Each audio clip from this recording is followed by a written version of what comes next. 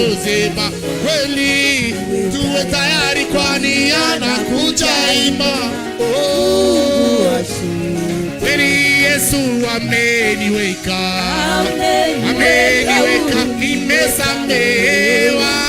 Damu ya moyo wake amenitolea, nimekombolewa naye, nafurahi sana. Haleluya! Baba, shida tabu zote azijua, kunipatia mema anazipindua. Sifa kwa Mungu, kwani asikia dua. Haleluya! Yesu wangu ameniweka huru, nimesamehewa Baba, damu ya moyo wake amenitolea. Haleluya! Watakatifu, watakatifu wote, watakatifu watang'aa kama jua. Yesu atanitia taji la uzima.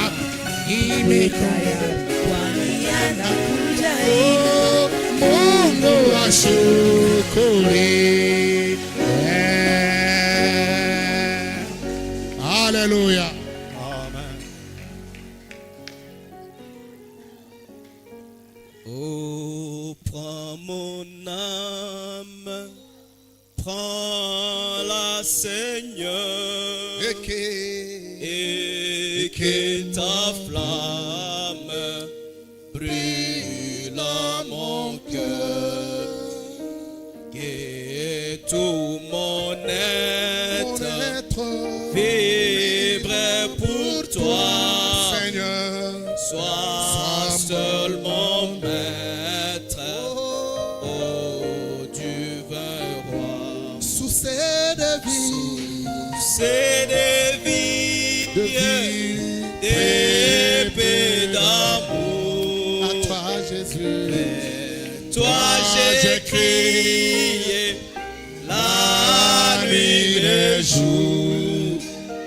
Attends ma plainte, sois mon soutien.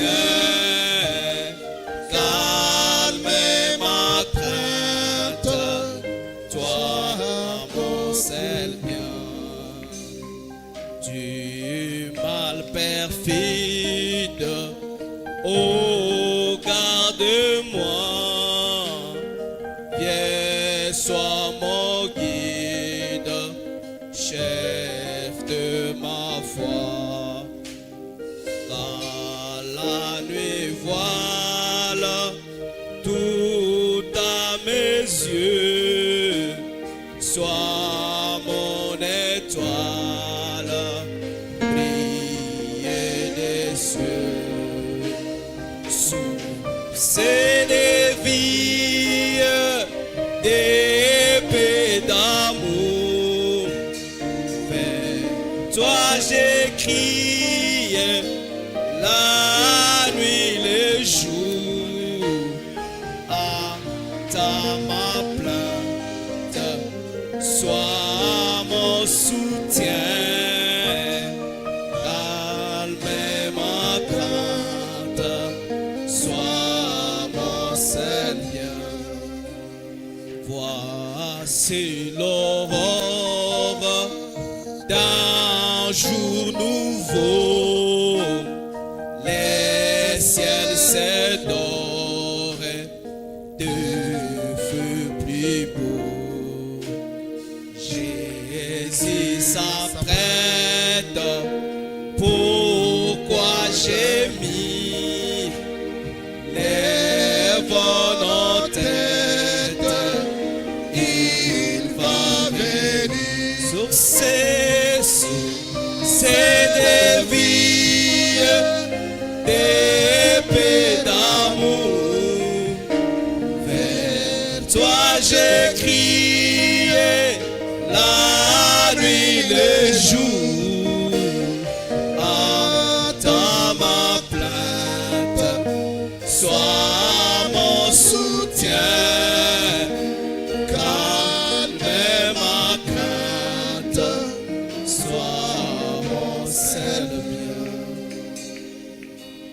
Dieu vous bénisse. Bwana wabariki. Mettons-nous debout pour la lecture de la parole. Tunaweza kusimama kwa ajili ya kusoma neno. Prenons Genèse, Tukamate Mwanzo chapitre 12, sura 12 verset 1 au verset 2. mstari wa kwanza na wa pili. L'Éternel dit à Abraham, Wa milele akamwambia Abraham, sors de ton pays toka ndani ya nchi yako et d'avec ta parenté na uachane na wazaliwa wako et de la maison de ton na père toka ndani ya nyumba ya baba yako et viens au pays que je te na montrerai. uende kwa nchi ambayo nitaweza kuonyesha. Je ferai de toi une grande nation Nitakufanya taifa kubwa et je te bénirai. na nitakubariki. Je rendrai ton nom grand Nitafanya jina lako kuwa kubwa et tu seras une source de na bénédiction. utakuwa chemchemu ya mibaraka. Père éternel, Dieu Tout-Puissant, nous avons une parole, mais nous voulons que tu puisses nous donner le contexte au nom du Seigneur Jésus-Christ. Mets-moi à côté, Père éternel, Dieu Tout-Puissant. Mets mon frère à côté, mets ma soeur à côté. Que ce soit toi qui prêches et que ce soit toi qui dises Amen. Au nom du Seigneur Jésus-Christ. Nous savons que tu es déjà là parce que ta parole dit là où 2 ou 3 personnes sont réunies à ton nom, toi tu es là. Nous disons merci pour ta présence. Au nom du Seigneur Jésus-Christ. Amen. Amen. Que Dieu vous bénisse encore. Mungu awabariki tena. Je dis merci au pasteur pour le Nasema privilège. asante Que Dieu vous kwa bénisse. mchungaji kwa ajili ya majaliwa. Mungu aweza kumbariki. Je dis merci pour les frères et sœurs Nasema asante kwa wandugu na wadada qui prient pour nous. ambao wiko natuombea. Je suis le bienheureux ce soir Niko mwenye heri jioni ya leo parce que je viens prêcher sur cette chaire après William Branham. kwa sababu nimekuja kuhubiri kwenye hii mimbara kabla ya ndugu William Branham. Pour moi, c'est un privilège. Wangu ni majaliwa kubwa. C'est lui qui nous a nourris toute la semaine. Yule ambaye ametugulisha juma lote. Maintenant, moi aussi, je viens Sasa na mimi ninakuja comme son auxiliaire. mfanyakazi pamoja naye. C'est toujours le même esprit qui était sur William Branham Ile roho ambayo ilikuwa juu ya William Branham qui va encore nous prêcher ce ndio itaweza soir. kutuhubiri jioni ya leo. Que Dieu vous bénisse. Mungu awabariki. Prenons Exode 14, Tukamate kutoka sura 14 11 à 16. mstari wa 11 mpaka wa Ils dirent à 16. Moïse, Akamwambia Musa, n'y avait-il pas de sépulcre en Égypte je, kulikuwa hakuna kaburi huko Misri sans qu'il fît besoin de nous mener mourir au désert? ili uweze kutuleta tukufe ndani ya jangwa? Que nous as-tu fait en nous faisant sortir d'Égypte? Umetufanyizia nini kututosha Misri? N'est-ce pas là ce que nous te disons en Égypte? Je, haiko yale ambayo tulikuwa nakwambia kule Misri? Laissez-nous servir les Égyptiens. Utuache tukuwe watumishi wa watu wa Misri. Laissez-nous servir les Égyptiens. Acha tukuwe watumishi wa watu wa Car Misri. nous aimons mieux servir les Égyptiens que mourir au Kwa désert. sababu tunakuwa wenye heri kutumikia watu wa Misri kuliko kukufia ndani ya jangwa. Moïse répondit au peuple, Musa akajibu taifa, ne craignez rien, musiogope kitu. restez en place Ninyi mubaki kwenye nafasi et yenu. regardez la délivrance que Na muone l'Éternel va vous accorder à ce jour. Ukombozi wa milele itaweza kuja kwenu les kwa siku ya Égyptiens leo. que vous voyez, Kwa sababu wa Misri ambao mnaona vous ne le verrez plus hamutawaona jamais. tena kamwe. L'Éternel combattra pour vous Wa milele atapigana kwa ajili yenu et vous garderez silence. na atawalinda mkibaki kimya. L'Éternel dit à Moïse, Wa milele akamwambia Musa, pourquoi ces cris? kwa nini hizi malalamiko? Parle aux enfants d'Israël Ambia wana wa Israeli qu'ils marchent. ambao iko wanatembea, Toi, wewe lève ta verge, nyanyua fimbo lako étends la main sur la mer uinyoroshe juu ya bahari et fends-la. na uipasue, Et les enfants d'Israël entreront au milieu de la mer à na sec. wana wa Israeli wataingia ndani ya bahari ikiwa kavu. Troisième verset. Mstari wa 13, Matthieu 10, 1. Mathayo sura ya 10 kuanzia kwa mstari wa kwanza. 10, 1.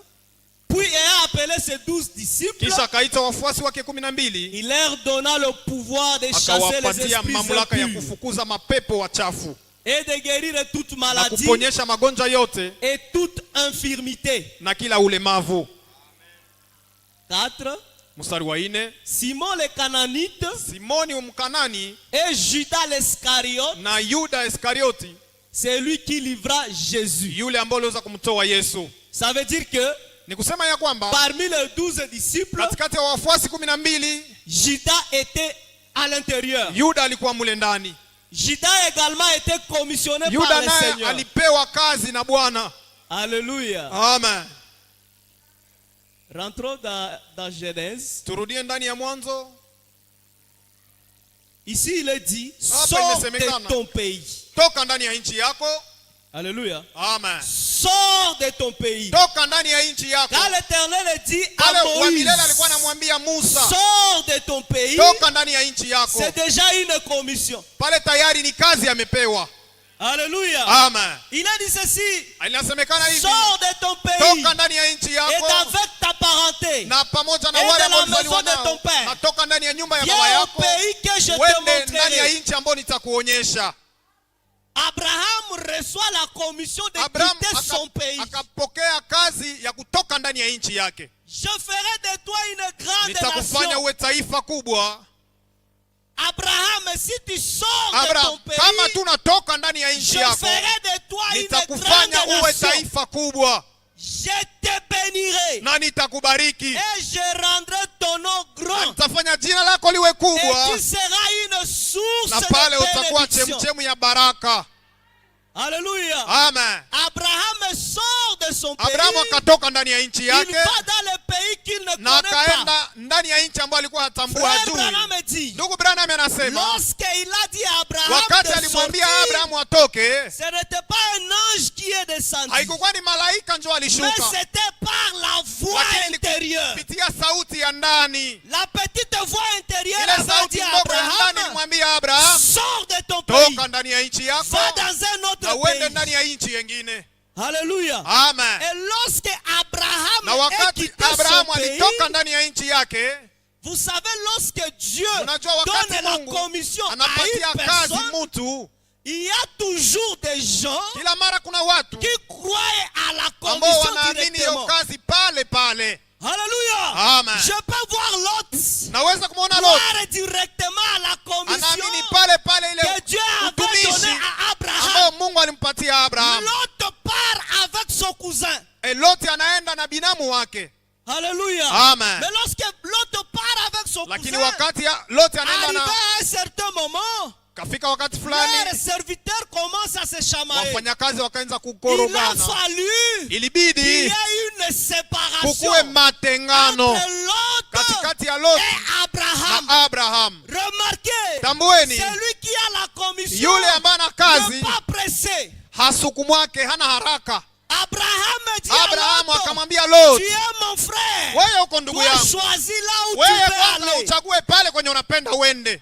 Alléluia. Amen. Lorsque tu es commissionné, Wakati Mungu wakati tu es umepewa posé. kazi, uko kimya Abraham unatulia. était posé. Abrahamu alikuwa Et kimya qu'est-ce que anatulia. Lot a fait? Na Lot alifanya Lot nini? a choisi la vallée. Lot alichagua bonde Et il a laissé la montagne na à akaacha Abraham. vilima kwa Abraham. Alléluia. Amen. Lot a choisi Lot la foi. alichagua imani, Abraham a Abraham choisi la perfection. akachagua ukamilifu.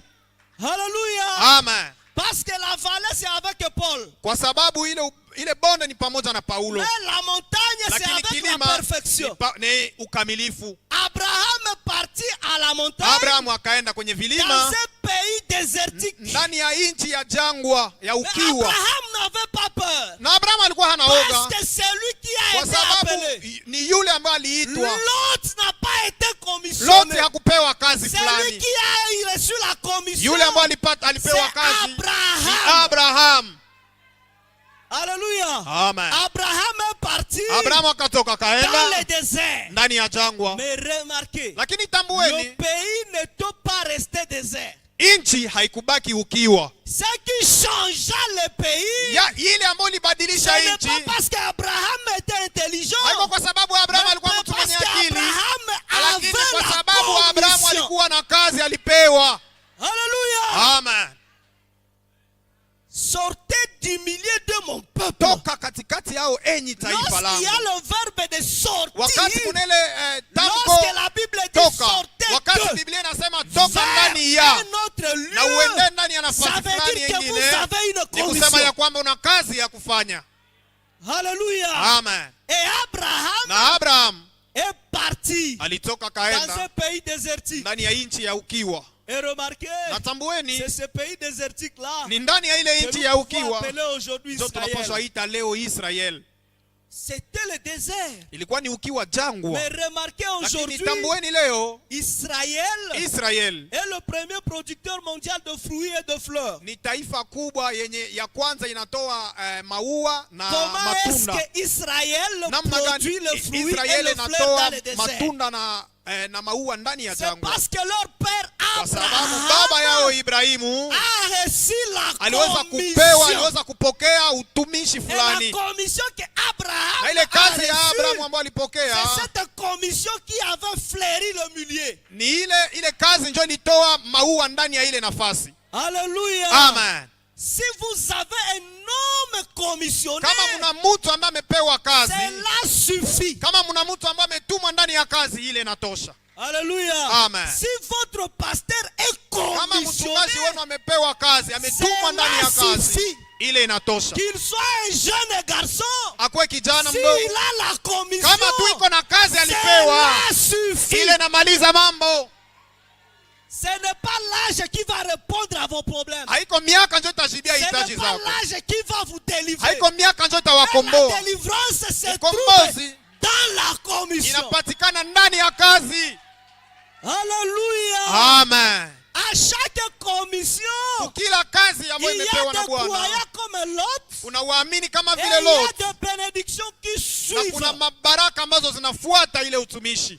Si votre pasteur est commissionné, Kama mchungaji wenu ça veut alipewa dire kazi, derrière son appel, il y a des nyuma bénédictions. ya wito wake kuna Ceux baraka. qui recevront ces bénédictions, Wale ambao watapokea hizo ce baraka sont ces gens qui seront attachés à ni sa wale watu commission. ambao watafungamana na hiyo kazi.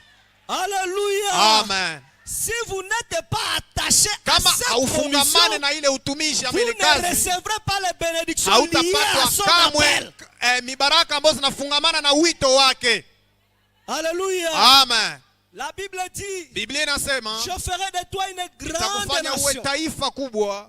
Déjà dans Exode 12, Tayari ndani ya Kutoka sura 12 Abraham a reçu la Ibrahim promesse d'Isaac. akipewa tayari ahadi ya Isaka, Mais on ne l'a pas dit Isaac. lakini hawakusema Mais déjà Isaka. ici dans Exode 12, Lakini ndani il a ya reçu la promesse Kutoka sura d'Isaac. 12 alipewa ahadi ya Isaka. Et là, Abraham, la Na Bible dit pale Abraham, Biblia qu'Abraham inasema ya avait kwamba 75 ans. Abraham alikuwa na miaka 75. Or, frère Branham dit, Ijapokuwa ndugu Branham anasema Abraham ya s'est kwamba marié à 25 Abraham ans. alioa akiwa na miaka 25. Alléluia. Amen. Vers 25 ans. Karibuni veut miaka dire que 25. À Ni kusema ya kwamba 75 ans, kwa miaka Abraham avait 75 déjà 50 ans. Abraham alikuwa tayari na miaka Sans 50 enfant. bila kuwa na mtoto. Alléluia. Amen. 50 ans sans enfant. Miaka 50 bila kuwa na mtoto. À 90 ans, Wakati alikuwa na miaka Ismaël 90, naquit. Ismaël naquit. Ismaeli akazaliwa. À 99 ans, Wakati alikuwa na miaka Elohim dans la chair. 99, Elohim ndani ya visite mwili Abraham. akamtembelea Et lui Ibrahim dit, na à akamwambia, cette même époque, kwa hii de wakati l'année prochaine, ya mwaka ujao vous aurez un enfant. utakuwa tayari umempata mtoto. Alléluia. Amen. Qu'est-ce que dit frère Branham? Nini ambayo Branham Frère anasema? Branham Ndugu dit, Branham anasema Abraham n'avait plus de force. Abraham alikuwa tena hana nguvu. Alléluia. Amen. Abraham n'avait plus de Abraham force. alikuwa hana tena nguvu. À 99 ans, Wakati alikuwa na miaka ça veut dire que 99. Sarah Ni avait kusema ya kwamba 89 ans. Sara alikuwa na miaka 89. À 89 ans, Wakati alikuwa na Ça hiyo veut miaka dire que 89, ni kusema Sara avait déjà fait plus de 40 ans. alikuwa alishafahamu miaka Sans karibu pour autant avoir les 40 règles. bila kuwa na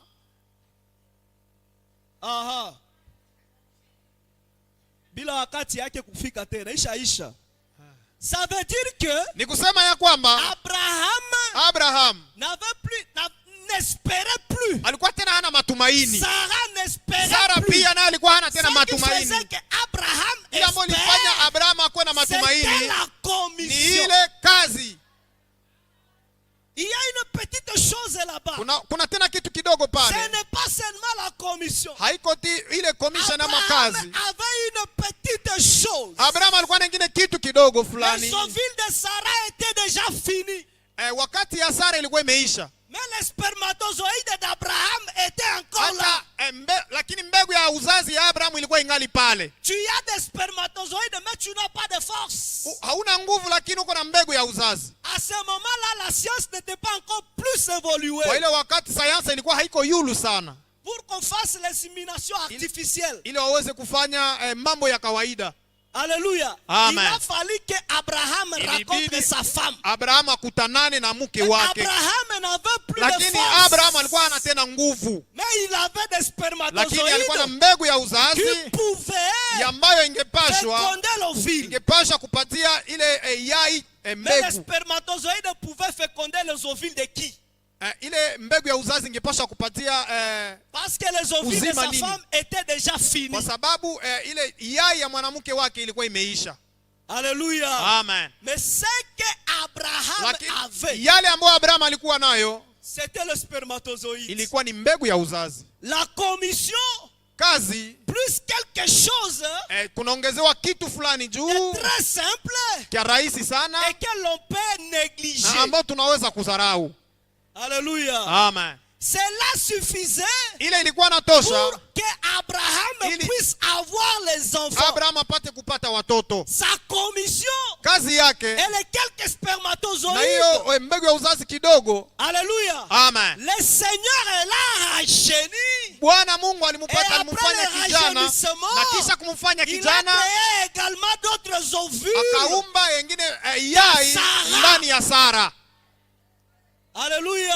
Amen. Si vous avez un homme Kama muna commissionné, mtu ambaye ametumwa ndani ya même kazi, s'il a une petite chose, hata kama iko na kakitu même kadogo, s'il n'a pas beaucoup d'onction, hata kama hana upako même mingi, s'il ne prêche pas pendant 6 heures, hata kama mais hahubiri la muda commission wa saa suffit sita, lakini pour te shurti donner ce dont tu as besoin. inaenea ya kukupatia yale ambayo unahitaji Dans la main d'un commissionné, ndani ya mikono ya yule Les ambaye quelques ametumwa ndani ya kazi. spermatozoïdes Hiyo mbegu kidogo ya pouvez faire uzazi ce que Dieu crée dans son itafanya fil, Mungu aumbe dans le mayai ventre de Sarah, ndani ya tumbo ya afin Sara qu'Abraham ili Abraham reçoive apate sa kupata postérité. uzao wake. Alléluia. Amen. Frère Branham dit Ndugu ceci. Branham anasema hii, Après les quelques premiers jours, kisha hiyo siku kidogo je vois Abraham dire, minaona Abraham anasema, Sarah, Sara, comment te sens-tu? namna gani unajihisi? Sarah dit, Sara akasema aucun changement. hakuna mabadiliko yeyote. Abraham répond, Abraham akamjibu, Dieu soit loué. Mungu ashukuriwe. Nous allons avoir cet enfant de toute façon. Haizuru nini tutampata ule mtoto. Nous l'aurons de Tutampata toute façon. namna yeyote. Même si tu ne ressens rien, Hata kama hauhisi kitu le fulani, pasteur a déjà prié pour toi. mchungaji asha kuombea. Sois sûr Wewe uko na que uhakika l'enfant ya va kwamba arriver. mtoto atakuja. Est-ce que votre pasteur est commissionné? Je, mchungaji wenu alituma S'il ndani ya est kazi? commissionné, Kama alituma ça ndani veut ya dire que kazi, ton enfant est ni en train kusema ya kwamba d'arriver. mwana wako, mtoto wako iko tayari Nous njiani. avons besoin de gens Sisi tunayaja qui ya vont watu prendre possession de la ambao parole watamiliki neno comme kama Abraham. vile Abraham. Même si tu ne sens rien, Hata kama hauhisi kitu, quand même ça va arriver. lakini ujue ya kwamba Nous aurons yatafika. notre enfant. Tutapata yule mtoto Abraham wetu. était tellement Abraham sûr alikuwa na du uhakika Dieu qui kamilifu l'a appelé. ya kwamba ni Mungu ndiye C'est la alimuita. commission qui amène la foi. Ni ile kazi ndio inaleta imani, ile Alléluia. kuitwa ndani ya kazi. Comment auras-tu la foi alors que tu ne connais pas celui qui t'a appelé? Namna gani utakuwa na imani wakati haujui nani alikuita? Mais lorsque tu connais Lakini celui qui wakati t'a appelé unajua yule ambaye alikuita ndani ya et tu connais kazi, qu'il est fidèle, na unajua kwamba ni à ce mwaminifu, moment-là, kwa hiyo tu wakati dis, unasema même si ce n'est pas encore arrivé, hata kama il hayafika, m'a quand même lakini commissionné alinituma ndani ya et la kazi chose va na certainement jambo arriver. itafika. Alléluia. Amen. S'il y a quelqu'un Kama kuna mtu qui a été muté au travail, ambaye ameweza kupigana ndani ya kazi, qui a été muté au travail, ameweza kutumwa ndani ya kazi, muté, wanamtosha huko wanamtosha wanambeba. wanambeba kuna nafasi nyingine. Mais il était dans un milieu où il se retrouvait facilement. lakini alikuwa ndani ya nafasi ambayo alikuwa anapata Ce pesa. soir, je viens pour vous dire, Jioni ya leo nakuja kukuambia là où on vous a envoyé, pale kwenye pamekutuma ndani ya vous allez kazi, quand même vous retrouver. hata hivyo Parce que vous utafaidika, êtes la semence kwa sababu royale uko ndani ya uzao wa d'Abraham. ufalme wa Abraham. Vous êtes comme Abraham. Uko kama vile Ibrahimu. Si Abraham a fait Kama fleurir Ibrahimu le milieu où il est parti, alifanya ile nafasi itoe maua ça pale veut kwenye dire que alienda, vous aussi, ni kusema ya kwamba nawe malgré pia la mutation, haizuru wamekutosha nafasi ya kubeba nafasi la nyingine. mutation n'a Tambueni pas été demandée ile par kukubadilisha Abraham. nafasi C'est Lot qui avait choisi. ni Loti ndiye C'est ton alichagua, chef qui t'a envoyé. ni mkubwa Mais wako je wakati suis sûr que alikutuma, là où on t'a lakini envoyé, nahakikisha ya kwamba pale kwa que tu sois dans walikutuma, la salle, ukuwe que ndani tu ya sois chumba en ligne, ama uko tu unatufuata vas kwenye fleurir mitandao, là où tu es parti. utatoa maua Parce que pale tu kwenye es la umeenda, semence kwa sababu royale uko uzao wa d'Abraham. ufalme wa Parce que de Ibrahimu, la même manière kwa sababu que mnamna ile ile Abraham est ya sorti de kwamba son Abrahamu pays, alitoka ndani ya nchi toi yake, aussi tu es sorti na de wewe hivyo hivyo Babylone. ulitoka huko Tu es Babyloni, sorti de dénomination. ulitoka ndani ya Et tu es dhehebu venu dans na le message. umekuja ndani ya Dans ujumbe. le message, Ndani ya si ujumbe, tu ne fleuris pas, kama utoe ça veut dire maua, le problème est à ton ni côté. kusema shida ni kwako. Alléluia. Amen. S'il n'y a pas d'issue, s'il n'y a pas d'issue, Kama hakuna njia, alléluia, amen, rappelez-vous de ce que le prophète avait dit. kumbukeni yale ambayo nabii alisema. Le prophète avait dit, Nabii alisema, nous avons appris tuliweza kujifunza que ya kwamba s'il y a des rivières kama kuna mamito que nous ne pouvons pas ambayo traverser tuwezeweza kuvuka et des montagnes na vilima que nous ne pouvons pas franchir, ambayo tuwezeweza kupanda ama kutambuka, Rappelez-vous, kumbukeni ya kwamba il y a quelqu'un, kuna mtu fulani, Dieu, Mungu qui est spécialiste mwenye ni dans mtaalamu les choses que les ndani ya autres ne peuvent mambo pas faire. ambao watu hawezi kufanya. Alléluia. Amina. Comme tu es commissionné, Jinsi umetumwa ndani ya si tu kazi, n'as pas d'ici, kama hakuna tu njia t'es déjà débrouillé. pale tayari Mais unapaswa ça ne va kufanya pas.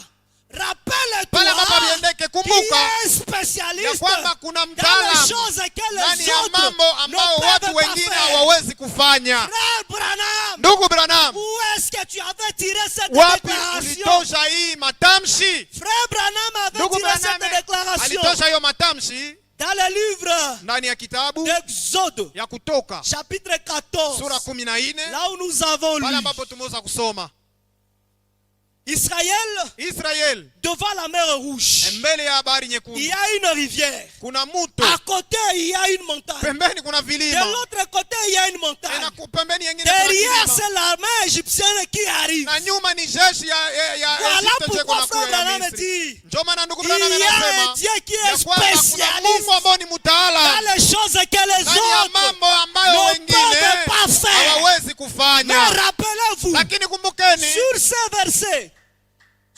versets d'Exode 14, ndani ya hiyo kitabu ya Zaburi il sura a été dit à 14 Moïse, imeambiliwa, toi lève ta verge. Musa ameambiliwa ya kwamba nyosha fimbo Alléluia. yako Étends là, étends ta main sur la mer. na uweze kunyosha juu ya Et bahari fais là.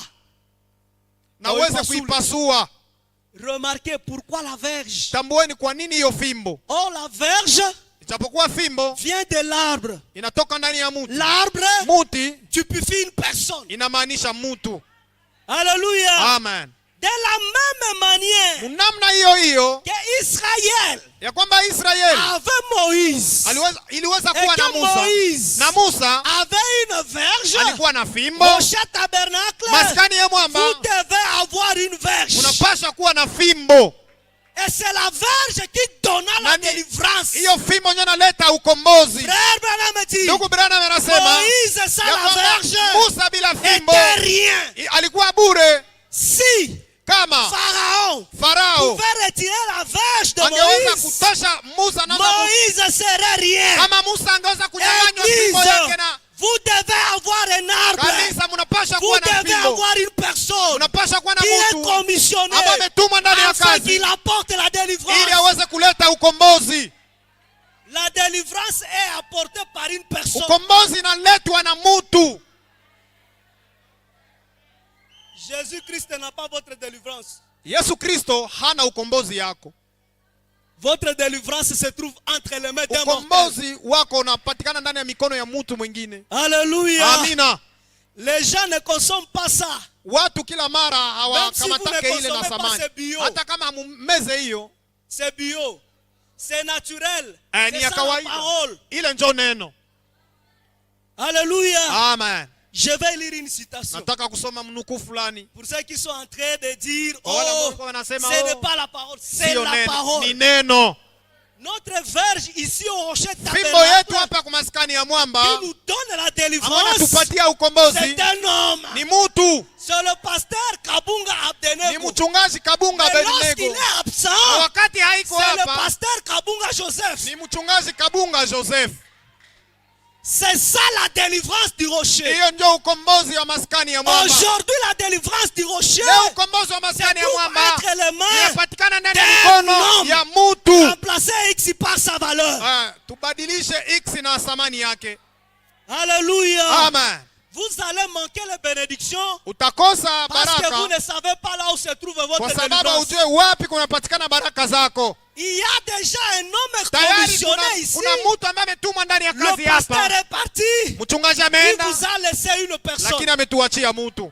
C'est ça la volonté parfaite de Hiyo Dieu. ndio mapenzi kamilifu ya Mungu. Remarquez, Tambueni, même si celui qui a été laissé, hata kama yule c'est ameachiwa un Satan incarné, ni shetani ambaye anavaa mwili, comme il est commissionné, sisi tu ametumwa ndani ya kazi. il est la délivrance du peuple. Yeye ndio ukombozi wa taifa. Alléluia, il Amina. est la délivrance du Yeye peuple. ndio ukombozi wa Nous taifa. avons lu ça dans Matthieu Tumeisoma ndani ya Mathayo 10 sura 10 et à 4. mstari wa kwanza mpaka wa Je le 4. répète. Mimi nairudilia tena.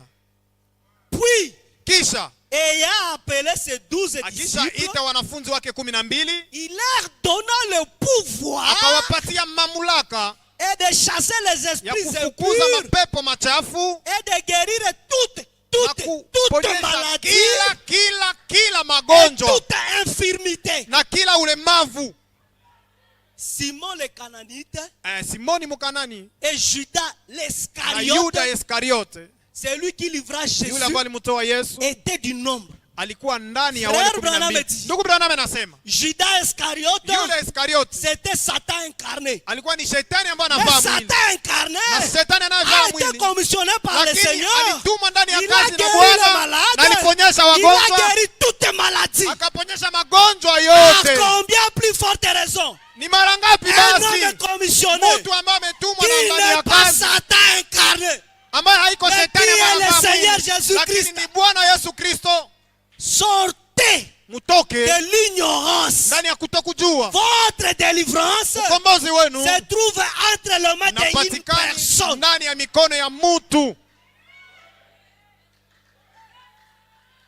Abraham a fait combien de temps? Abrahamu alifanya wakati wapata Plus de gani? 40 ans.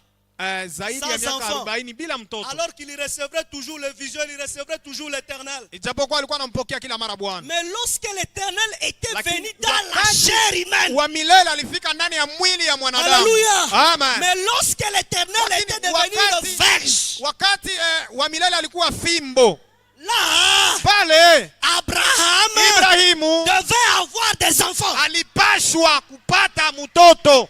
Vous devez avoir des enfants. Unashurutishwa Si kupata le watoto.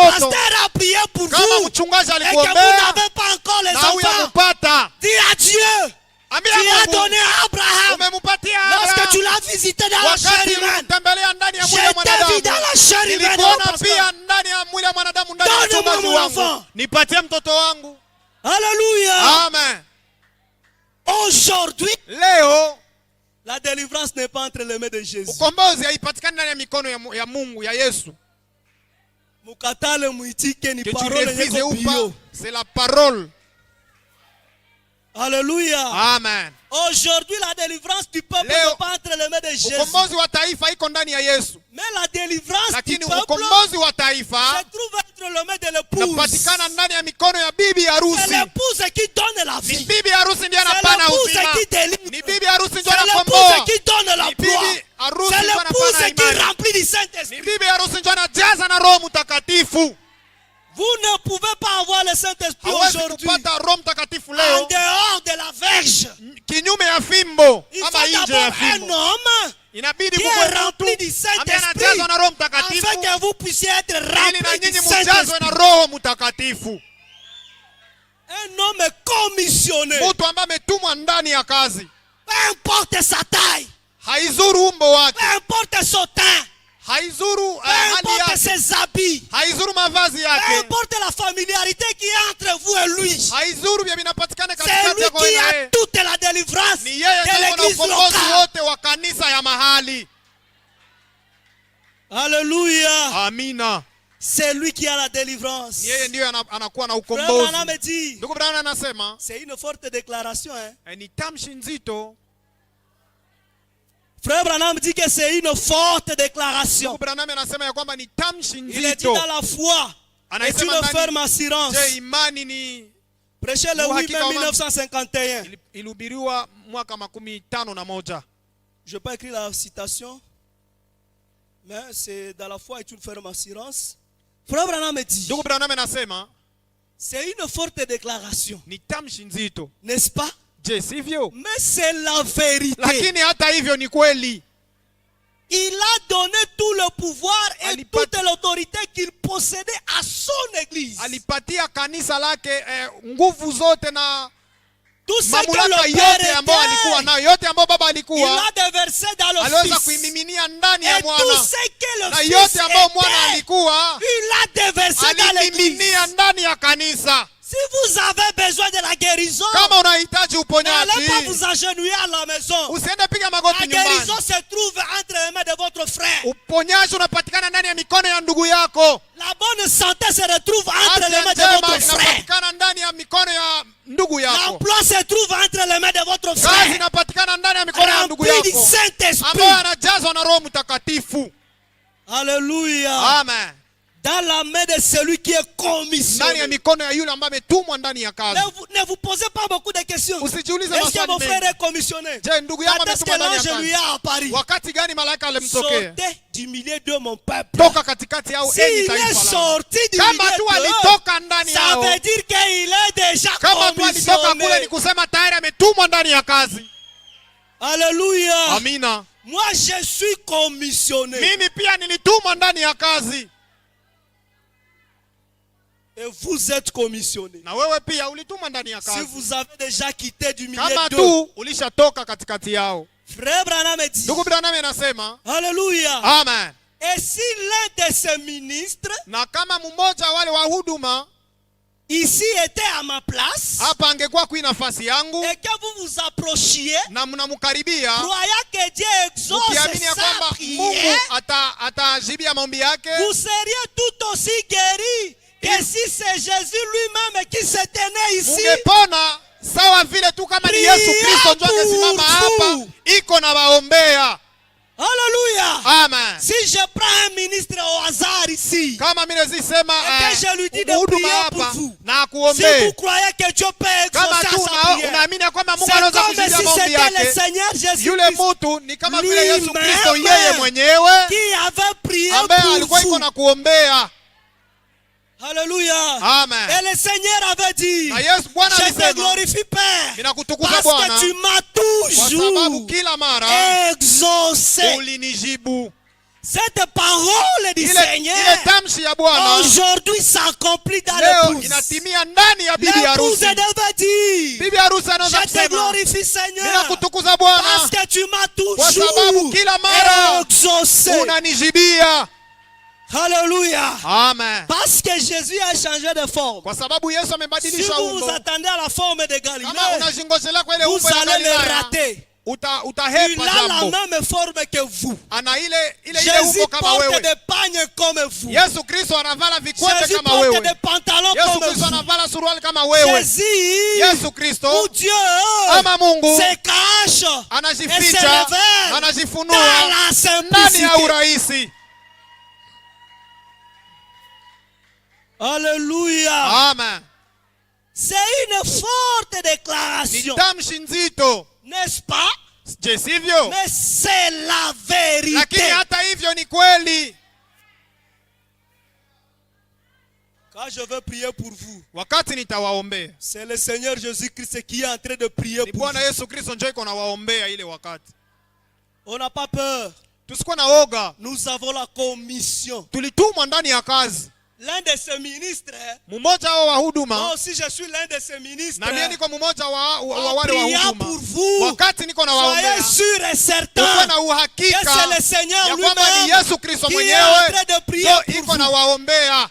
Ne regardez pas à ma taille. Wewe usiangalie umbo Ne wangu. regardez pas Usiangalie à la couleur de mon peau. ku Mais rangi regardez ya mwili wangu, ya ngozi Jésus-Christ yangu, lakini qui angalia a Yesu changé Kristo de forme. ambaye amebadilisha umbo. Alléluia. Amen. Paragraphe 55. Mstari wa 55 C'était na dans 5. paragraphe 55. Ilikuwa ndani ya mstari wa 55. Frère Branham me dit Ndugu ceci. Branham anasema hivi, Je vais vous positionner mimi nataka kuwatia kwa msimamo pour que vous sachiez que ili mtambue ya kwamba vous avez vous-même la solution à votre problème. wewe peke kushida yako njoo uko na suluhisho, Et cette solution est à côté de vous. na hiyo suluhisho iko pembeni Mais yako, masquée dans une chair humaine. inafichwa ndani ya mwili ya mwanadamu. Un frère qui passe chez toi à la Ndugu maison mwenye chaque anapitaka matin. kila asubuhi kwako nyumbani, Na unaanza sema anaanza eti kanisumbua. il me dérange. C'est lui qui a même la Ni solution de ule tes ndio enfants. mwenye iko na suluhisho kwa watoto wako. Dieu se cache Mungu et se anajificha révèle na dans anajifunua la simplicité. ndani ya urahisi. Lorsque nous disons Wakati que tunasema celui qui a la délivrance de l'église locale, ya kwamba yule ambaye anakuwa na ukombozi wa Sur le kanisa pasteur. mahali ni mchungaji, là nous sommes dans le gros plan. pale tuko ku uwanja kubwa. Mais lorsque nous entrons dans les détails de Wakati la vision, tunaingia ndani ya nous ono, remarquons que ndani ya la ujumla ya délivrance ono, tunaangalia kwamba se trouve ukombozi entre les mains de notre voisin. inapatikana ndani ya mikono ya jirani yangu. Le bien-être universel, c'est Kuishi, de vivre pour les autres. kuishi Chaque kuzuri, matin, tu lui donnes du thé. kila asubuhi Mais nampatia lui aussi va chai te donner l'emploi. na yeye atakupatia kazi. Chaque matin, tu lui donnes le Kila transport. asubuhi unampatia Mais lui aussi transport va te donner les enfants. na yeye atakupatia Le watoto. bien-être universel, Kuishi vizuri c'est de vivre pour les ni wakati autres. unaishi kwa ajili ya Ce wengine. frère est là, c'est un commissionné. Ule ndugu pale Même s'il ametumwa ndani ya manque le kazi, transport, hata kama anakosa Même s'il pesa ya manque à manger kumsafirisha, chez lui. hata kama même anakosa s'il est chakula, court, hata kama ni mfupi, il est commissionné. ametumwa ndani ya kazi Parce qu'il est sorti du milieu de... kwa sababu ametoka Il katikati a yao, sorti des systèmes dénominationnels. ametoka ndani ya Il hali ya est venu kizehebu, dans le message de amekuja la... ndani ya ujumbe. Alléluia. Amen. Frère Branham dit, Ndugu Branham anasema, est-ce que vous croyez que nous sommes des Adams restaurés? je, mnaamini ya kwamba tuko wale wa Adamu ambao wamerudishwa? Est-ce que vous croyez que nous sommes des Adams Je, restaurés? mnaamini ya kwamba tuko Adamu aliyerudishwa? Frère Branham dit Ndugu ceci. Branham anasema hivi, Adam avait l'autorité complète et suprême sur la Adamu terre. alikuwa na mamlaka yote juu ya dunia. Il était Dieu de la Alikuwa terre. Mungu wa dunia, Dieu était le Dieu de l'univers. na Mungu alikuwa Mungu wa maumbile Partout. fasi yote. Il pouvait déclarer, Adam pouvait déclarer des choses. Adamu angeweza kutamka matamshi, Il pouvait arrêter la nature. angepashwa asimamisha maumbile, Il pouvait faire tout ce qu'il voulait. angeweza fanya vyote vyenye angependa kufanya. Tu peux faire tout ce que tu veux. Na wewe unaweza fanya vyote vyenye unapaswa Mais il fanya, y a la loi du bien-être universel. lakini kuna sheria Tu ya fais hali ya ce que kuishi tu ne peux vizuri pas te donner l'emploi toi-même. ambayo inapaswa acha uweze Tu fais ce kujipatia que tu kazi ne wewe peux pas te peke, donner les enfants ambayo inaacha toi-même. wewe peke uweze Il kujipatia faut aller watoto. vers un homme qui est Inabidi commissionné kuendea mtu ambaye ametumwa ndani ya kazi, de la même nature que vous.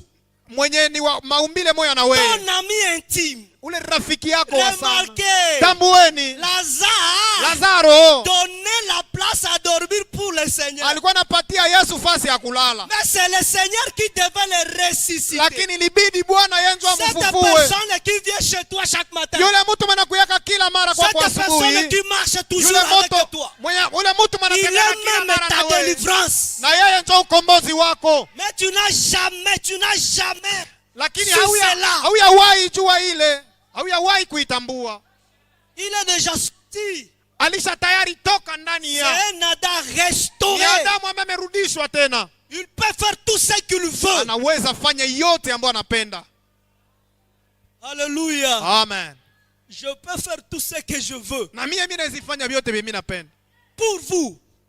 kwa ajili yenu, Parce que le don n'est pas pour moi. kwa sababu zawadi si Le yangu, don est pour vous. zawadi ni yenu, votre don aussi est pour moi. na wewe zawadi yako ni yangu. Si tu crois Kama tu unaamini, à la petite personne que je suis, kama unaniamini mimi mtu kidogo, au petit ministère que kwa hii j'ai, huduma kidogo ambayo niko si nayo, tu es kama tu malade, uko mgonjwa, lève-toi wewe simama et dis je suis na guéri. useme nimepona. Si tu n'as pas les enfants, Kama huna watoto, lève-toi wewe simama et dis na useme je suis déjà productif tayari nimeshakuwa mtu wa parce kuzaa, que je suis un Adam kwa restauré, sababu niko Adamu mwenye parce que je amerudishwa suis tena, commissionné. kwa sababu nimetumwa Si ndani tu ya n'as pas kazi. un emploi, Kama tu hauna kazi, Lève-toi wewe simama et dis na useme je suis travailleur. tayari nimepewa kazi. Si tu n'as pas l'onction dans le ministère, Kama ndani ya huduma yako Lève-toi hauna upako, et simama dis na useme je suis plein feu. Alléluia. amen. Que personne ne sorte ici malade. Usikuwa mwenye atatoka hapa Parce mgonjwa, qu'Adam kwa va sababu faire tout ce qu'il veut. Adamu angepaswa fanya vyote vyenye angependa. Si tu connais un frère Kama unamjua mtu, qui n'a pas d'enfant, kama unajua ndugu ambaye hana watoto, sema frère X ndugu fulani est déjà productif. tayari ameshakuwa Parce que tu ameshakuwa es aussi kuzaa, un Adam kwa sababu na wewe uko restauré. Adamu ambaye amerudishwa. Alléluia. Amen. La brèche entre les 7 âges de l'église Pengo kati ya vizazi Et saba les vya sept kanisa sceaux. na mihuri saba. 17 mars 1963, Siku saba mwezi wa tatu mwaka 63, paragraphe 100. mstari wa 100. Frère Branham dit, Ndugu Branham anasema quand Adam avait perdu sa vie, wakati Adamu alipoteza maisha yake, il avait aussi perdu son héritage. alipoteza pia na urithi wake wote. Ça c'est au milieu. Pale ni katikati, Parce qu'il avait l'autorité kwa sababu complète alikuwa et na suprême mamlaka ambayo sur la inaenea terre. na juu hapa duniani. Il était Dieu Alikuwa de la Mungu terre. wa dunia, Vous êtes des dieux na nyie de vile la vile terre. Mungu wa dunia. Vous avez déjà la commission. Tayari mumetuma ndani ya Vous kazi, êtes déjà sortis du milieu d'eux. mumetoka katikati yao. Commande maintenant la nature. Sasa omba maumbile, Parce que nous sommes au temps ambia maumbile, kwa sababu de tuko ndani la ya wakati manifestation de Fils de Dieu. ya maziriko ya mwana wa mtu, mwana wa Mungu. Si vous doutez encore de votre Saint-Esprit, Kama ungali nashakia Roho Mtakatifu Frère wako, Branham dit, ndugu Branham anasema le Saint-Esprit est disponible. Roho Mtakatifu iko Lorsque la trompette de jubilé tayari, sonne, wakati yenye les gens sont tarumbeta remplis du Saint-Esprit. watu pale wiko wanajazwa na Roho Et moi, Mtakatifu. je suis un trompetteur de jubilé. Et moi, je suis un trompetteur de jubilé. Na mie niko mpiga Je suis un baragumu, sacrificateur de jubilé. na mie niko mpiga Comme je yubile, suis en train de dire ce que Frère Branham a dit. kama vile niko nasema Les yale ambayo gens ndugu Branham reçoivent le anasema. Saint-Esprit. Watu wiko Si tu wanapokea Roho doutais Mtakatifu. encore de ton Saint-Esprit, si tu doutais encore de ton Kama ungali Saint-Esprit, nashakia Roho dis Mtakatifu je wako, suis rempli. sema nimejazwa Et tayari na ma Roho coupe Mtakatifu déborde. na kikombe changu kinafurika. Alléluia. Amen. Frère Branham dit, Ndugu Branham anasema si seulement kama tu vous saviez qui vous étiez ce soir. mungetambua muko wa nani jioni ya leo. Alléluia. Amen. Écoutez ça attentivement. Sikia hii kwa makini, Parce que cette déclaration de kwa Frère sababu Branham, itamshi ya ndugu Branham c'est la guérison à toutes vos maladies. ni uponyaji wa magonjwa yenu yote. Si seulement vous saviez qui vous Kama êtes, tu mungetambua yale ambao muko ce soir, jioni ya leo, il viendrait un si grand tourbillon hapa spontané de ungefikia foi kimbunga kubwa kia imani, qu'il n'y aurait aucune personne ambapo malade. hakupatikana tena mtu fulani mgonjwa. C'est que vous êtes, Yale ambao huko vous êtes des divinités. huko muko kiungu, Parce que Adam kwa sababu restauré, Adamu aliyerudishwa lorsque tena, Adam est restauré, wakati Adamu on amerudishwa ne nous tena, restaure pas dans la chair d'Adam. hawaturudishe ndani ya mwili ya Adamu, Mais nous sommes restaurés lakini tumerudishwa à tena la position qu'avait Adam kwa avant ile la chute. msimamo ambao Adamu alikuwa nayo mbele ya anguko. où il commandait toutes choses. pale ambapo alikuwa anaamrisha kila kitu. C'est ça votre position. Ile ndio msimamo C'est wako, ce que vous êtes. yale ndio Vous uko. êtes des commissionnés. Muko watu ambao umetumwa Vous ndani ya êtes des kazi, divinités. muko kiungu. Rien ne peut résister à Hakuna ce que kitu vous kile avez kinapaswa prononcé. simama kwa yale ambayo Parce mumetamka, que c'est la kwa parole. sababu ni De neno. la même manière, Na kunamna ile lorsque ile, Adam prononçait la wakati parole, Adamu alikuwa anatamka la neno, chose venait à la vie, kitu kilikuwa kinakuja où kwa la uzima, chose s'accomplissait. ama kitu kilikuwa De la kinatimia. même manière, Vile vile votre parole na vous a déjà donné des enfants. tamshi yako tayari imesha kupatia watoto. Nous attendons le témoignage. Tunachunga sasa maushuhuda. Alléluia. Amen. De la même manière Munamna ile ile, que les gens qui ont participé avec toi dans la même prière ont reçu les enfants, wale watu ambao walikuwa mumaombi pamoja na wewe walipokea watoto. ça veut dire comment s'acheter aussi le couche. Ni kusema na wewe anza tafuta leyete. C'est la parole. Ni neno. C'est le prophète que je suis en train de répéter. Ni nabii njo niko na nukuu Ou que saa je hii. suis en train de dire. Yale ambayo niko nasema. Commencez à témoigner aux voisins. We, saa hii anza shuhudia wale wa jirani. Je suis déjà enceinte. Mimi hapa saa hii nishakuwa na Hallelujah. mimba. Amen. C'est ça la foi d'Abraham. Ile njo imani ya Ibrahimu. Oh, la foi d'Abraham. Japokuwa imani ya Ibrahimu C'est la même foi ni ile que imani nous avons ambayo tuko aujourd'hui. nayo leo. Croire aux choses impossibles. Kuamini mambo C'est ça yasiyowezekana. notre terrain de jeu. Ile njo na nafasi, uwanja wetu wa mchezo. L'épouse du dernier âge de l'église. Bibi harusi wa kizazi cha Il mwisho croit aux impossibles. anaamini ku yale ambayo haiwezekane. Frère Branham dit ceci. Ndugu Branham anasema hivi Alliance inconditionnelle. ndani ya agano Alliance yenye haina conditionnelle. shurti, Paragraphe 34. mstari wa 34. Ce que j'essaie de faire, Yale ambayo niko najaribu kufanya c'est d'amener le pentecôtiste, ni kuleta wale waporo, c'est d'amener les croyants du message qui sont dans Rocher, ni kuleta waamini wa ujumbe ambao wanapatikana ndani ya maskani ya mwamba, à savoir qui ils sont. kutambua wao ni wanani. Parce que si vous savez qui est-ce Kwa que sababu vous êtes, ungetambua kenye uko dans l'église, il n'y a pas de problème. ndani ya kanisa, hamuna shida, Parce que tu es la solution. kwa sababu wewe ndio Au problème suluhisho de ton frère. ya shida ya Ton ndugu frère est yako. la solution à ton Ndugu yako problème. pia naye ni Le suluhisho ya pasteur shida est la yako. solution à tout le monde. Mchungaji naye ni suluhisho Parce que ya celui kwetu qui a la sote, délivrance kwa de sababu l'église ni locale. yeye ndio iko na ukombozi wa kanisa la mahali. Si seulement Kama tu vous sachiez mungeweza kutambua qui vous êtes ce soir, nyinyi mko wanani jioni ya leo, il viendrait un si grand tourbillon kungekuwa spontané kimbunga kubwa de foi ya imani, qu'il n'y aurait aucune personne malade au rocher. ambapo hakungepatikana tena mgonjwa yoyote hapa kwa maskani ya mwamba. Est-ce que vous croyez qui vous êtes? Je, mnaamini ile mumuko? Même si deux personnes croient Kama watu qui mbili ils wanaamini, sont, cela est suffisant. ile De inatosha. mettre hors de rocher les petites maladies. Ile inatosha kutosha ile magonjwa kidogo. Même une personne Hata mtu moja suffit pour apporter le réveil. anatosha kwa kuleta uamsho.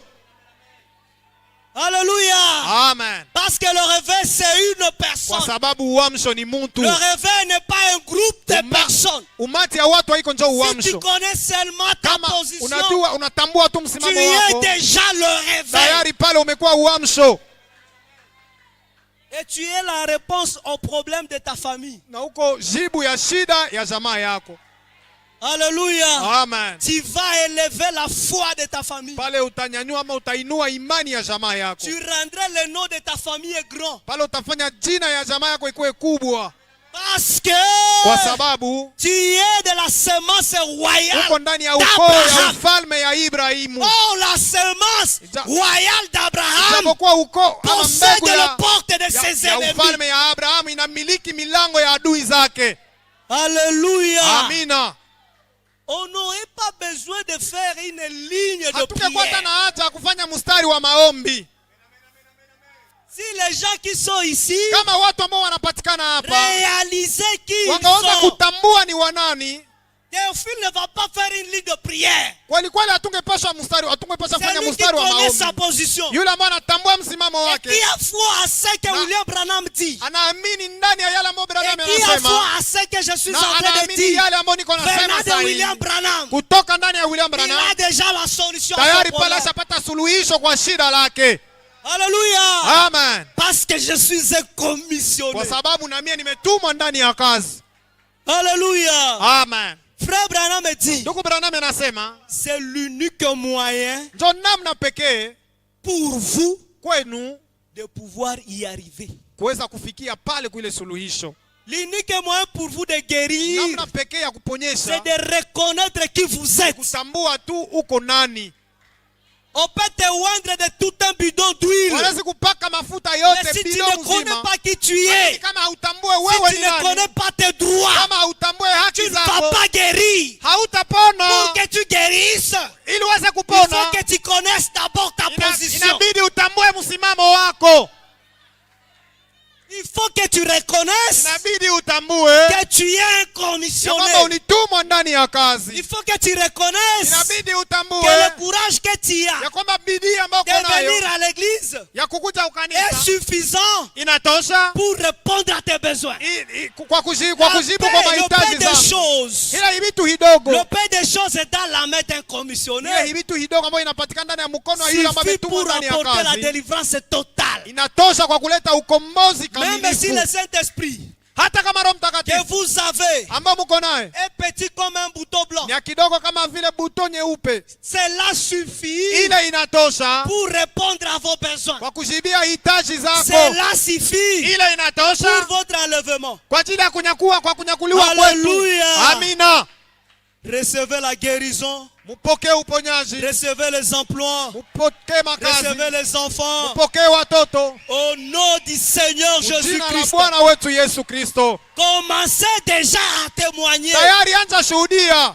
Frère Branham dit, Ndugu Branham il anasema faut d'abord accepter. inabidi kwanza kukubali, Après avoir accepté, kisha kukubali, il faut croire uamini et sasa témoigner. na ushuhudie. Voilà les trois secrets Ile njo siri tatu de l'exaucement. ya Il kujibiliwa. faut que tu croies, Inabidi uamini, il faut que tu témoignes, inabidi il ushuhudie faut que tu acceptes na ta guérison, ukubali, il faut que tu uponyaji wako. acceptes ta délivrance. ukubali ukombozi wako. Que le Seigneur vous bénisse. Bwana awabariki.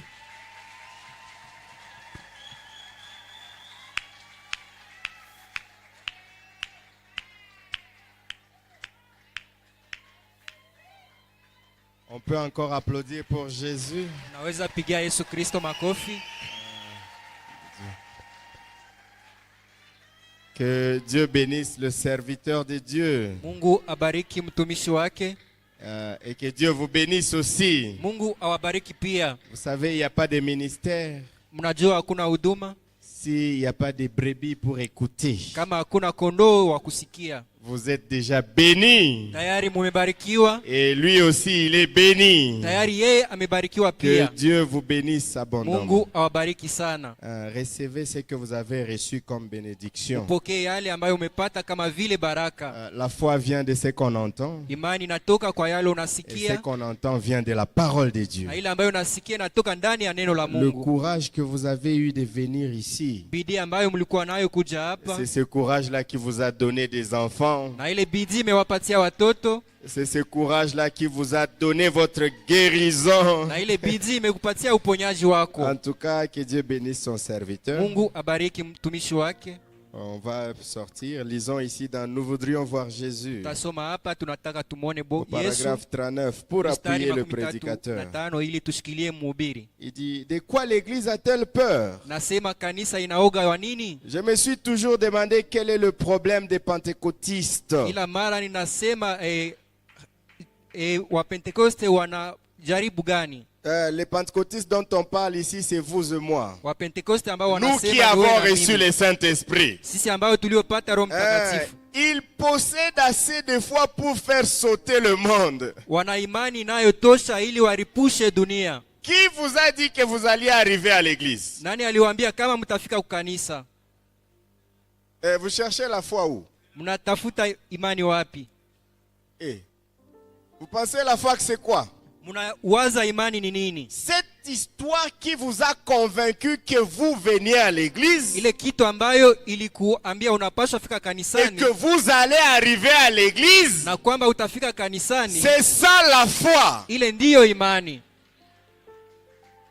Comme vous aviez la foi que vous allez arriver à l'église, Kama mulikuwa na imani ya kwamba mtafika kanisani, alors vous avez sorti l'argent de votre poche pour payer le bus. basi mkatoa fedha ndani ya mfuko ili De mulipe la même bisi. façon que vous devez avoir la foi Vile vile unapaswa kuwa na imani pour sortir l'argent afin d'acheter votre layette. ili utoshe makuta ununue mavazi ya Vous ne mtoto. savez pas Haujui ya kama que vous arriverez à l'église. mutafika Mais vous kukanisa, avez quand même pris la décision de prendre l'argent et d'acheter le lakini transport. umetosha makuta na kukamata kusudio ya kulipa Pourquoi transport. n'utilisez-vous pas la même foi pour acheter votre layette? Kwa nini hautumikishe imani ile ile kuuza mavazi ya mtoto? Il y a des accidents en route. Kuna ajali njiani, Mais vous n'avez pas pensé à tout ça. Hein? lakini haukuwazia yale yote. Il y a une distance qui vous sépare de votre maison jusqu'à l'église.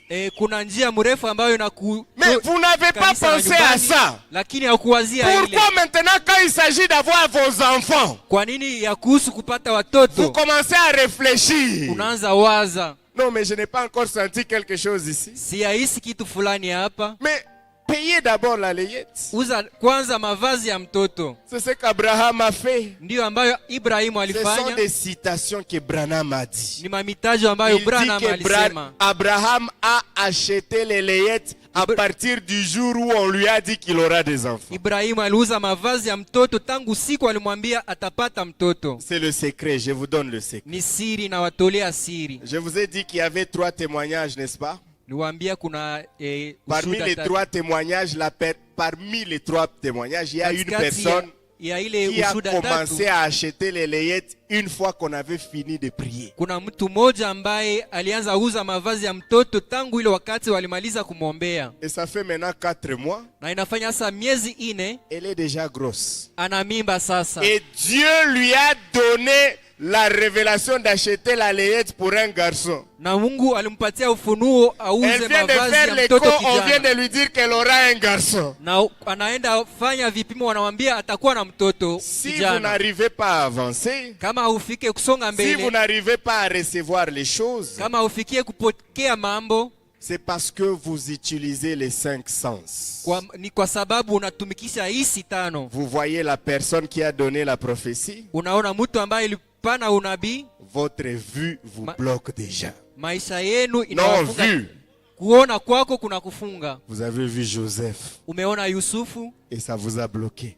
na ile inakufunga, Mais l'autre personne n'a pas vu Joseph. lakini mtu mwingine akuona Il a Yusufu. vu la commission de Joseph Aliona kazi ya Yusufu et il a reçu des enfants. na alipokea watoto. Gloire à Dieu. Vous Utukufu avez assez kwa de Mungu. foi pour faire sauter le monde. Una imani inayotosha ili uripushe dunia. Hein, il possède assez de foi pour toutes sortes de guérisons. Ana imani ambayo inatosha kwa aina yote ya uponyaji. Mais ils ont peur d'utiliser cela. Lakini wanaoga kutumikisha ile. Vous avez peur d'acheter la layette. Unaoga kuuza mavazi ya mtoto. C'est pour ça que vous n'aurez pas d'enfant. Kwa hiyo hautapata mtoto. Mais à partir d'aujourd'hui, va acheter. Lakini tangu leo uende ukauze. Ce n'est pas de la blague, ce que je vous dis là. Haiko muzaa On mambo a ambayo déjà des nawaambia. témoignages. Kuna ushuhuda Si les tayari. témoignages d'ailleurs ne vous suffisent pas. Kama ushuhuda wa fasi ingine Mais ici, il hauwatoshelezi. y a une sœur qui n'avait pas de trompe, qui a eu des trompes. Ici, dans votre église. Ici. Kuna ule mama ambaye Pourquoi hakukuwa na ile vous n'avez pas viungo assez ya de foi? kuzaa, lakini amekuwa nayo sasa. Ici. Ce n'est pas Hapa loin. Ici. haiko mbali, ni hapa. Il ne faut pas avoir peur. Musiwe na oga, Mettez la foi en action. mutie imani ndani ya matendo. Il dit ce qui vous bloque, c'est Anasema parce que ile vous avez peur ile anasema ile ambayo inawazuguiza ni sababu d'utiliser unaooga votre puissance. kutumikisha nguvu zenu. Et ça, na ile c'est le diable. ni shetani. Je délie les diables de vous au nom de Jésus-Christ. Natosha shetani ndani yenu, ndani ya Yesu. Recevez Jina la Yesu maintenant Kristo. votre guérison. Pokeeni uponyaji wenu. Celui qui ne pouvait pas se mettre debout, qu'il se mette Yule maintenant ambaye debout au nom de hangeweza simama Jésus-Christ. asimama katika jina la Yesu Kristo. Celui-là qui n'avait pas encore acheté de layette, va Yule ambaye acheter. hayajawazi uza mavazi ya Car nous mtoto aurons auze nos sasa. enfants cette année. Kwa maana tutakuwa na C'est watoto wetu possible. mwaka huu. Inawezekana. Non, mais il reste que 6 mois. Est-ce que dans 6 Inabaki mois je miezi peux avoir un sita. enfant? Je, Oui. ndani ya miezi sita naweza pata mtoto? Ndio, Oui, tu peux en avoir. ndio, unaweza mpata, Tu peux en avoir. C'est encore unaweza possible. kumpata, inawezekana. Que Dieu bénisse son serviteur. Mungu abariki mtumishi wake. Ne pensez pas qu'il était en train de me vanter, non? Msiwazie kama niko na jitapa au Non, lui. kujivuna. Yeye Non, non, c'est la parole. ni neno la Mungu. On n'y peut rien. Hauwezi fanya kitu C'est la zidi ya parole. ile, ni neno. Lisons ici dans Matthieu, j'ai fini. Hein? Tusome On a ndani ya fini. Mathayo, tulishamaliza Matthieu tayari. 40, là, Matthieu Mathayo 10, là où il a dit plutôt verset 40, il dit, si quelqu'un vous reçoit, Kama mtu anakupokea, c'est moi qui le reçois. ni mimi ndiye amepokea, Et la personne qui me reçoit, na yule mtu ambaye ananipokea reçoit aussi celui qui m'a envoyé. anapokea vile vile yule aliyenituma. Si quelqu'un reçoit un prophète parce que c'est un prophète, Kama mtu hupokea nabii kwa sababu ni nabii, il aura la récompense qu'on donne à un prophète. atapata baraka ambazo wanapatia nabii. Si quelqu'un reçoit une personne fidèle à Dieu parce qu'elle est fidèle, Kama mtu hupokea mtu ambaye ni mwaminifu kwa Mungu, il aura la récompense qu'on donne à une personne fidèle. atapata baraka za mtu ambaye ni mwaminifu. Jésus dit, je vous le dis, c'est la vérité. Yesu anasema, nawaambia ni kweli.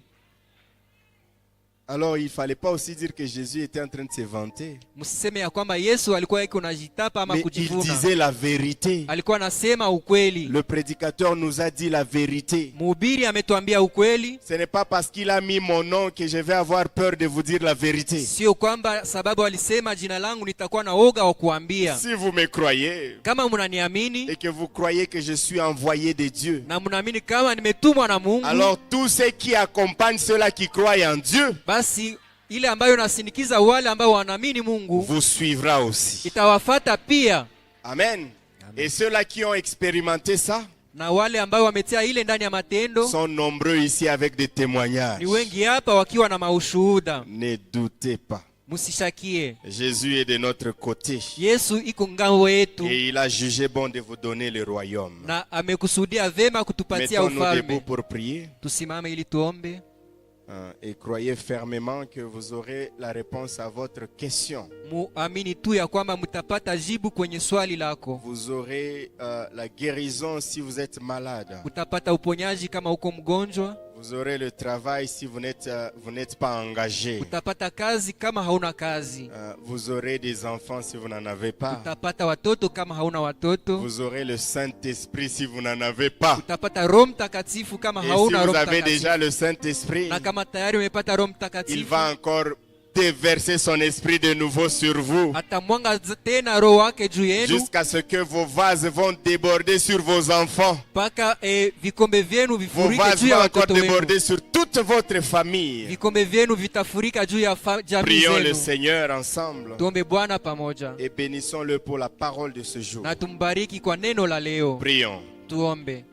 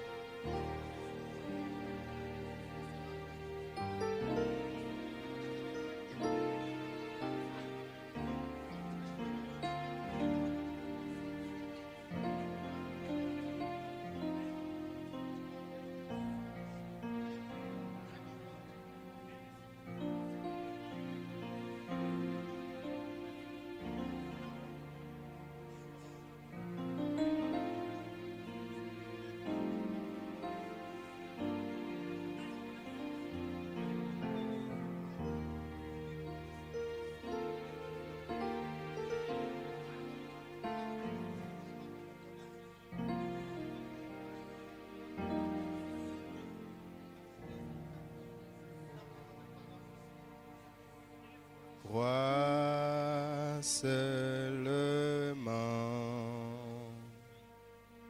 Crois seulement. Tout est possible. Crois seulement. Crois seulement. Crois seulement. Oh, crois seulement. Crois seulement. Oh, tout est possible, tout est possible. Crois seulement. Seigneur Jésus, Bwana Yesu, nous te bénissons pour ta parole de ce soir. tunakubariki kwa neno lako la jioni ya leo. Merci de nous avoir rappelé ces principes, Père. Asante kwa kutukumbusha hii makanuni Merci de nous Baba. avoir donné encore un courage, Père. Asante kwa kutupatia tena bidii Il se Baba. peut que nous étions déjà affaiblis. Inawezekana tulikuwa Il se tumezofishwa. peut que nous étions déjà un peu rétrogrades. Inawezekana tulikuwa tumerudia nyuma. Mais tu nous envoies toujours tes serviteurs. Kila mara unatutumia watumishi Tu les wako. commissionnes avec un message Unawatuma na kazi pour nous redonner courage, ili Seigneur. watupatie tena bidii Pour Bwana. nous fortifier. Kutupatia tena De nguvu. sorte que nous puissions attendre dans le silence, Père. Ili tusikie ndani Et ya voir ile ta sila. prophétie et tes Na tuone promesses unabii s'accomplir wako pour na nous, oh Jésus. Maadi zako zikitimia kwa ajili yetu Nous Yesu. savons que tu l'as déjà accompli. Tunajua ya kwamba Ce umetenda n'est pas tayari. aujourd'hui. Sio leo. Ce n'est pas parce que Joseph a prié. Sio sababu Ce n'est Yusufu pas parce ameomba. que qui que ce soit a prié. Haiko kusema Mais c'est uzuri tout fulani simplement parce ameomba. que tu l'as donné le Kwa jour où tu es sababu mort à la croix, Seigneur. Toa ile siku ulikufa Quand kwenye tu es mort msalaba à la Bwana. croix, Ulikufa tu nous as kumsalaba. dit tout est accompli. Ulisema yote Notre imetimia. guérison était accomplie là-bas. Uponyaji wetu La- ulitimia pale. le fait que nous ayons des enfants était accompli là-bas, Kupata Seigneur. kwetu watoto Le ilitimia fait que nous pale. ayons du boulot était accompli là-bas, Kupata yetu Seigneur. kazi ilitimia Le pale fait que Bwana. nous soyons consolés était accompli là-bas, Ili Seigneur. tufarijiwe Le ilitimia pale fait que nous Bwana. recevions le Saint-Esprit était accompli Ili là-bas, tupate oh Roho Jésus. Mtakatifu ilitimia pale Maintenant, Yesu. aujourd'hui, Sasa nous leo ne faisons qu'accepter ce que tu as déjà fait. tunakubali ile ambayo tayari umefanya. Merci, Seigneur Jésus. Asante Bwana Merci Yesu. parce que tu nous as déjà répondu. Asante kwa maana umetujibu tayari. Celui qui est venu malade, Yule Père. aliyekuwa mgonjwa Nous Bwana. savons qu'en franchissant la porte de ces bâtiments, Tunajua wakati alivuka mlango wa hii il avait déjà nyumba reçu sa guérison. alipata tayari uponyaji wake. Nous savons que demain nous recevrons les témoignages. Tunajua ya kwamba kesho tutapata Nous ushuhuda. savons que d'une manière ou d'une autre, Tunajua Seigneur, kwa namna fulani ama nous ne ingine manquerons pas un témoin ici dans cette église, Seigneur. tutakosa mshuhuda ndani ya Parce que kanisa tu as hili. dit toi-même Kwa maana ulisema que tu ne mwenyewe peux pas manquer de témoins. hawezi kosa Et si washuhuda. les hommes ne veulent pas te témoigner, Na kama watu hawataki tu kushuhudia,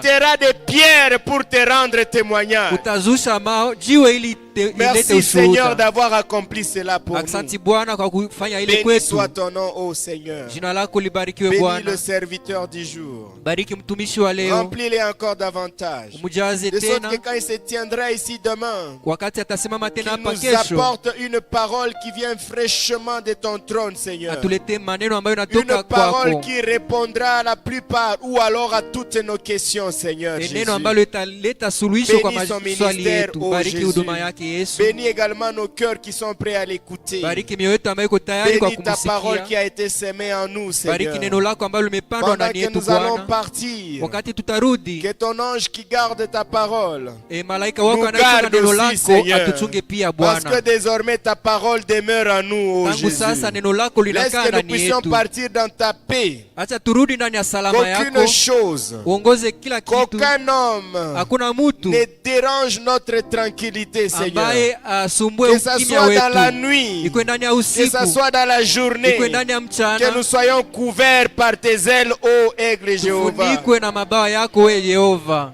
Nous t'abandonnons tout simplement tout, Seigneur. Tunakuachia yote. Bénis ces bâtiments, Bariki ijengo ainsi que tous ceux-là qui travaillent ici. na wale wote ambao wanatumika Pour ta hapa. gloire, je te prie, ô Seigneur. Kwa utukufu wako na kuomba Bénis Bwana. celui qui va donner son offrande. Bariki yule atakayetoa sadaka C'est lui qui yake va donner sa dîme. mwatapana moja ya Que tu kumi. les bénisses au Mubariki Seigneur. Bwana. Et celui qui n'a pas, Na yule ambaye que tu hana lui donnes de sorte que demain il vienne avec quelque mpatie chose. kesho au akuye na Seigneur. kitu fulani Bwana. Nous t'abandonnons tout, Seigneur. Tunakuachia yote Au nom puissant de Jésus-Christ. kwa jina la Yesu Notre lenye Dieu et nguvu, notre Mungu Sauveur. wetu na Mwokozi wetu. Amen. Amen. Que Dieu vous bénisse. Mungu awabariki. On n'a pas fini. On va faire passer la corbeille des offrandes. Hatuyamaliza, tutapitisha kitunga ya Il sadaka. n'est pas encore temps de sortir. Il est Haijakuwa 17h muda juste. ya kutoka, inakuwa saa 11. Ici, on a un communiqué du diaconat. Tuna tangazo ya diakona. Mwenye alilogota brochure yenye ndani muko carte de lecteur. C'est lui qui a ramassé une brochure contenant une carte de lecteur. Anaweza ileta ku diaconat. Peut la porter au diaconat. Kama kwa mtu mwenye alilogota brochure S'il y a quelqu'un qui a ramassé une brochure yenye iko ndani ya carte de lecteur, contenant une carte de lecteur, anaweza kuleta brochure na ile carte ku il peut diaconat. apporter la brochure et la carte au diaconat. Natangazwa kwa waimbaji Il est communiqué aux chantres que répétition ya samedi Kila- itafanyiziwa njo huku yulu. que la répétition qui est programmée pour samedi se fera au balcon. Itomba wenye wanahusika na usafi wapate wakati wa kutosha juu ya kunetwaye chini. Ceux qui sont chargés de la propriété ont besoin de beaucoup d'état pour bien nettoyer ici en bas. Ndiyo, na inaonekana kulikuwa identification ya ba veuve Il se dimanche peut qu'il y a passé. eu l'identification des veuves. Kama haukukuwa identifié, Si tu n'as pas été identifié, ni mzuri uonane na frère Elon. il est nécessaire samedi wala dimanche. de voir les frères Elon, c'est Na samedi ou kunakuwa- dimanche. kuko aussi liste ingine yenye tutasoma ya batu benye abakukuwa bien identifié. Il y a aussi une liste que nous allons lire déjà qui n'ont pas été bien identifiés. Voilà, dada Bibi, La sœur dada Bibi, sœur Kazadi la sœur Kazadi, amepoteza grand frère yake, elle a perdu son pale grand frère Lubumbashi. à Lubumbashi. Amefarikia pale. Il est décédé là-bas. Alors jamaa wanakaa hapa Alors la famille se tient ici, kwa dada Bibi chez la sœur Bibi, wakimngojelea en attendant, wakingojelea plutôt programme ya majishi. en attendant le programme de l'enterrement. Tutajulisha siku ya maziko. Nous ili allons tushirikiane informer les na jours dada yetu. de l'enterrement pour communier ou pour kumfariji. consoler notre sœur. Dada Bibi anaweza kuwa hapa kweli? Est-ce que la sœur Bibi peut être ici? Voilà, adresi yake ni ya wapi? Quelle est son adresse? Uko mtu mwanamjua sœur Kazadi? Est-ce qu'il y a quelqu'un qui connaît la sœur Kazadi?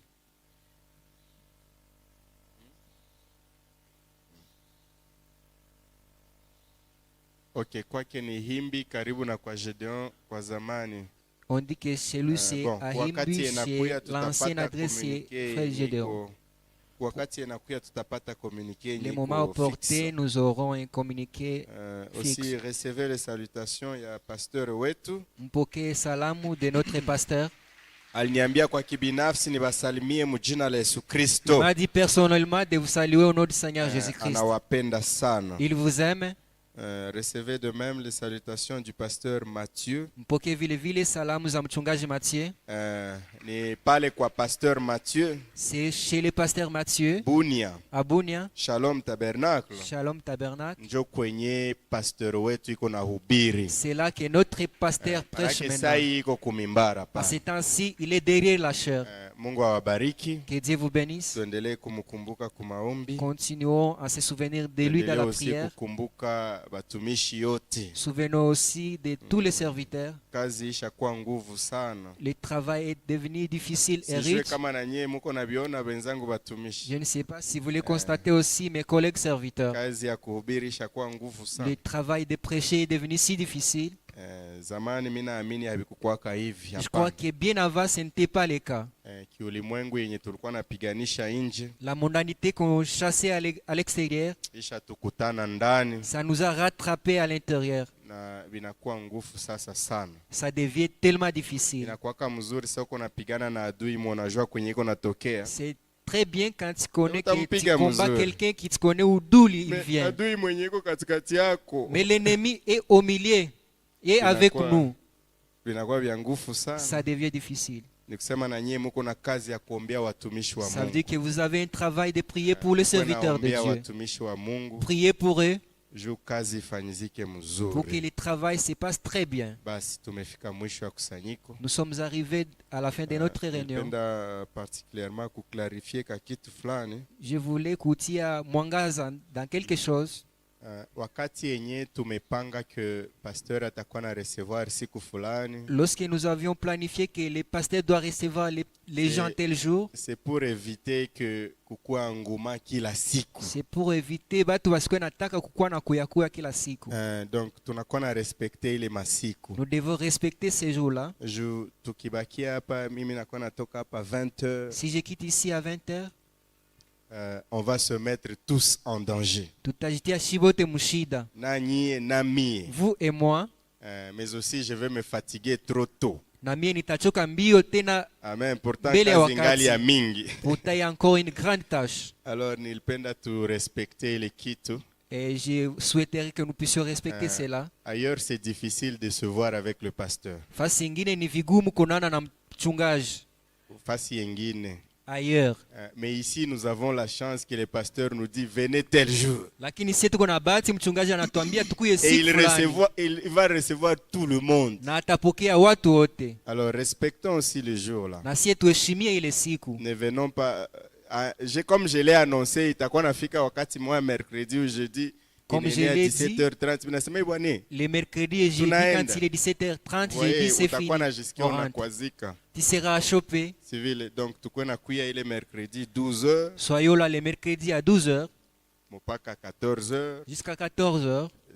Nani après culte minezi recevoir ata mpaka 17h30. Après qu'il je peux recevoir jusqu'à 17h30. Kisha tunarudia. Et par après, nous rentrons à la maison. Vendredi, je suis ici toute la journée. Siku ya tano niko hapa mchana mzima. Hii siku nilikuwa na recevoir samedi jour nilikuwa kushere. Ces derniers temps, j'ai recevé les samedis parce que j'étais derrière la chœur. Alors tujikaze tu respecter les masiku ya rendez-vous. Faisons notre mieux de respecter Est-ce les que jours du tunaweza rendez-vous. saidiana vile babie? Est-ce qu'on peut s'aider de... C'est bon? Amen. Comme ça siku za culte tupunguze ma Comme ça, rendez-vous. les jours de Et culte, puis nous le puissions pasteur diminuer n'est pas seul. Mchungaji haiko mwenyewe. Il y a aussi des diacres qui Kuna sont là pour washemasi l'aider. ambao uko pale kwa kumsaidia. Kukuka yenye ukaona vraiment haiko S'il y a un cas que tu peux voir, haiko vraiment extra confidentiel. haiko ya kuficha sana. Tu peux aller voir les diacres. Le Tu président peux est aller là. voir les diacres, Tu mkiongozi wa lui shemasi dis, iko j'aurais pale. besoin d'un rendez-vous. Il va te Anasema recevoir iko ou na bien il va lazima te programmer. nikuone ama atakupangia siku.